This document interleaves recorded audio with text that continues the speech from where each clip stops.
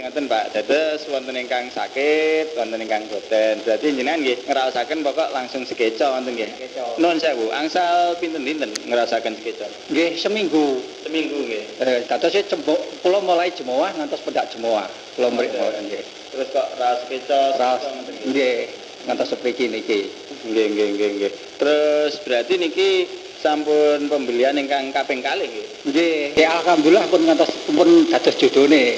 Berarti sakniki damel mlampah tebih dhateng Sabi napa sampun mboten sebenarnya sakit napa Mbak? Pokok mboten nglembur dalu nggih, mboten napa-napa nek nglembur pun kraos malih. Oh, nek lembur nggih Pak.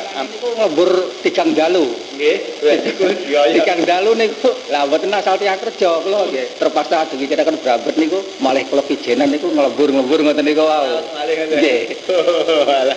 Alhamdulillah pun sekeca pun syarat malih niki. Oh, nggih. Nek saderenge ngunjul wonten lembur langsung kraos saderenge. Nggih, kraos. Kraos. Oh, sak badane niki pun remen jene nggih. Wah, nek angsal tigang dinten kraos malih ngoten. Nggih, waktu niki lak tiyang pedes tiyang niku lho wangel niku. Dados sakniki kula winginane niku nglembur tigang dalu. Nggih. Nuwun sewu nyambute napa to Pak ngantos lembur-lembur ngoten. Tani nggih, nanem brambet niki lho. Nanem brambet. Nggih. Teng Cemplongan ngoten niku. Wiyar.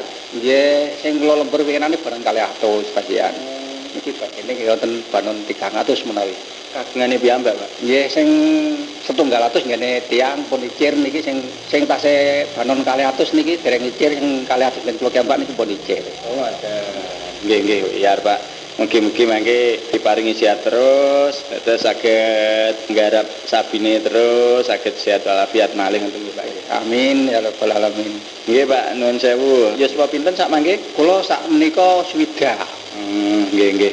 Mugi-mugi Pak, mangke botol ingkang nomor kalih mangke penyakitnya saged ical plus, misale mangke sampun ical damel lembur pun sakit tapi nggih ampun didamel lembur terus nek sakit Pak nggih. Kersane dijagi pun yuswa sak meten niku biasane kan kedah danten dipun jagi ngoten nggih. Nggih waktu niki pancene padha tiyang niku mboten asal niku lho kula saged nglembur. Jane nggih pun mboten nglembur jane karepe niku. Nggih Pak, nggih. Terus sakniki ngeten Pak, menawi jenengan sampun saestu cocok kalian Jambi menika nggih. Terus sampun rasaken sekeca. Gadah pesen napa jenengan kagem sederek-sederek lintu ingkang gadah keluhan sami kados panjenengan wau gerahe napa nika gadah pesen napa jenengan? Nggih, sederek-derek rencang-rencang kula sedaya. Mbok menawi gadah keluhan kados kula kemeng ngantos nek diraosaken ngantos ndayek-ndayek niku kula kok pun cocok dipro kalih api-api. Monggo kula aturi mundhut dipro kalih api-api.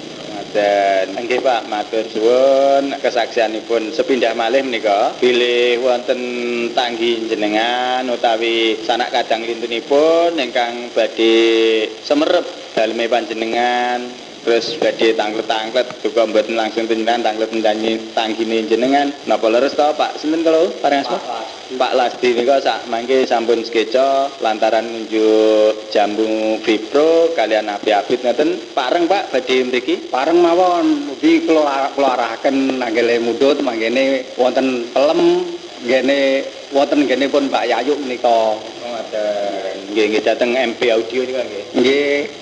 Nggih. Nuwun sewu pindah malih paring asma sinten alamat ingkang jelas bilih wonten sanak kadang badhe sowan mriki. Nggih, kula paring asma Lasdi Sidawarek Wetan RT kalih RW 3. Celakipun Bapak Kamit Tuwa Dian, Kecamatan Pleman, Kabupaten Kediri. Nggih, pareng Mbah pindah malih dalem doaken mugi-mugi enggal saras sehat wal afiat kados biasanipun nggih angsalipun nyambut damel momong putu. Pun kagungan putu. Sampun kalih Nggih. Pareng meneh ngaten. Assalamualaikum warahmatullahi wabarakatuh.